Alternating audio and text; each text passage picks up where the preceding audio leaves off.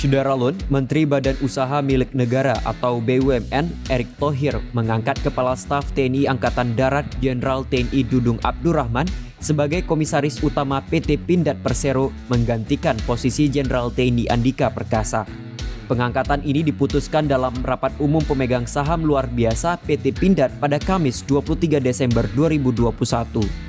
Melalui surat keputusan Menteri BUMN nomor SK-411-MBU-12-2021 tentang pemberhentian dan pengangkatan Komisaris Utama Perusahaan Perseroan PT Pindad. Wakil Menteri BUMN 1 Pahala Nugraha Mansuri dalam sambutannya menyampaikan ucapan selamat atas dilantiknya Kasat Dudung Abdurrahman sebagai Komisaris Utama PT Pindad. Sementara itu, Kasat Dudung Abdurrahman menyampaikan terima kasih atas pengangkatannya dengan jabatan baru tersebut.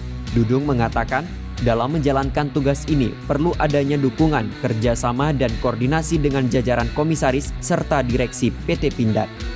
Selain itu, perusahaan menyampaikan apresiasi atas dedikasi dan sumbangsih yang diberikan oleh Jenderal TNI Andika Perkasa yang telah menyelesaikan masa jabatannya sebagai Komisaris Utama Perseroan.